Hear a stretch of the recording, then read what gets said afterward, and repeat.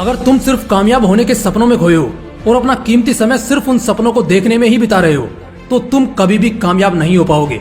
सपनों की नगरी में खोए रहने की बजाय उतना ही वक्त अगर तुम अपने लक्ष्य को पाने में लगा दो तो कामयाबी खुद तुम्हारे कदम चूमेगी।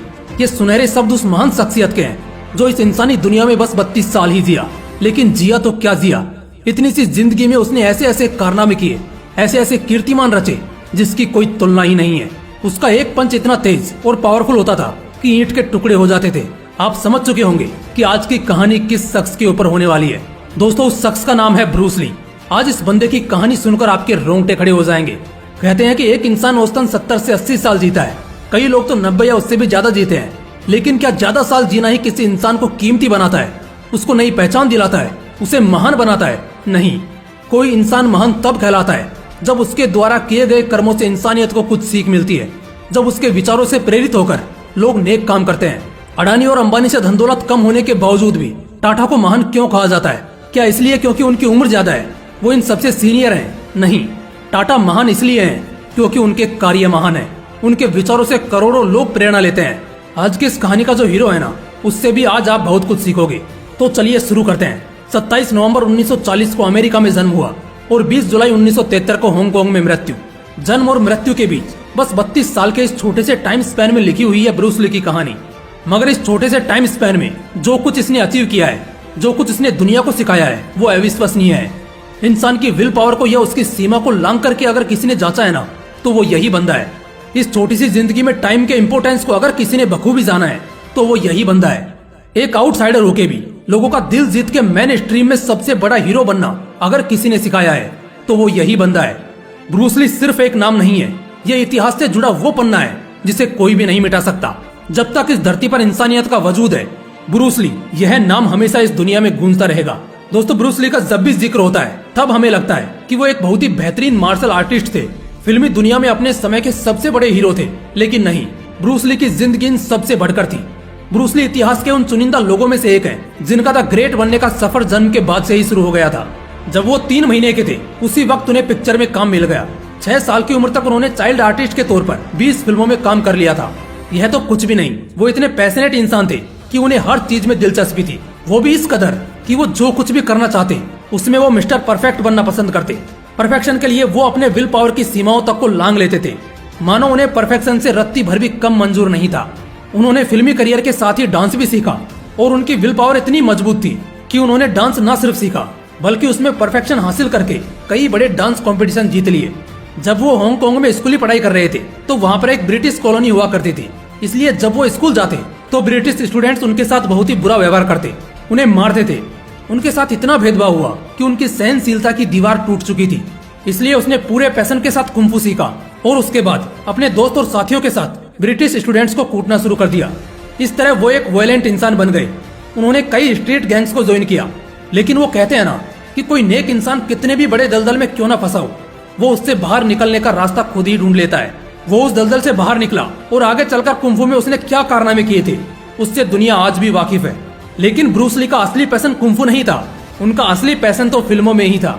इसीलिए तो स्कूली दिनों में जब सुबह सुबह स्कूल जाना होता था तब उनकी आंखें नहीं खुलती थी, लेकिन रात के समय जब फिल्म की शूटिंग चलती तो उनकी आंखें झट से खुल जाती। उन्हें उठाने की जरूरत तक नहीं पड़ती थी।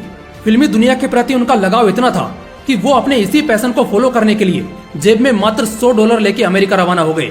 लेकिन एक आउटसाइडर को जाते ही काम मिल जाए और जिंदगी चल पड़े, यह तो हो ही नहीं सकता। इसीलिए तो फिल्मी करियर के पीछे भागने से पहले उन्हें अपना पेट भी पालना था और इसमें उनका साथ दिया उनकी कलाओं ने। पहले तो उन्होंने डांस क्लासेस शुरू की और बाद में मार्शल आर्ट क्लासेस। उनका मार्शल आर्ट पूरे अमेरिका में इस कदर छा गया था कि बड़े बड़े फिल्मों के डायरेक्टर्स से लेकर हीरोज तक उनकी क्लासेज में मार्शल आर्ट सीखने आते।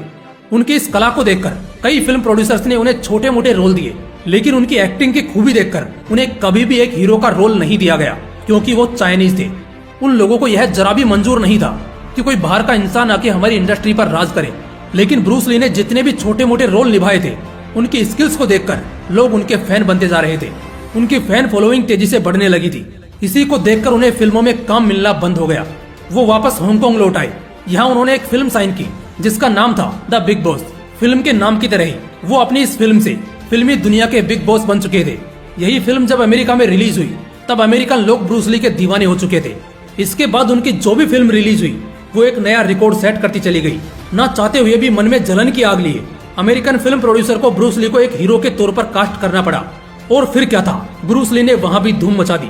आउटसाइडर होके भी लोगों के दिलों में राज करके दुनिया कैसे जीती जाती है, यह ब्रूस ली ने अच्छी तरह सिखा दिया था। फिल्मी दुनिया से हटकर ब्रूस ली एक ऐसे भी इंसान थे जिनसे बेहतर शायद ही कोई टाइम के इम्पोर्टेंस और उसकी पावर को समझा सकता है। हुआ कुछ यूँ था कि वर्कआउट के दौरान उनकी बैक में इंजरी हुई थी। ऐसी सिचुएशन में अगर हम जैसा कोई होता तो क्या करता, मस्त खाता पीता और आराम करता। लेकिन अपने डिसिप्लिन को फॉलो करते हुए ब्रूस ली ने ऐसे वक्त में भी एक ऐसी चीज में मास्टरी हासिल कर ली जिसमें उनका कभी ना तो इंटरेस्ट था और ना ही उनको ये कभी पसंद थी।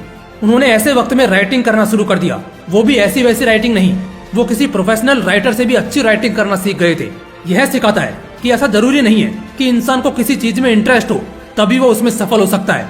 इंटरेस्ट न होने के बावजूद भी अगर उसमें वो इंटरेस्ट बनाने में कामयाब रहता है तो वहाँ वो सफलता हासिल कर सकता है।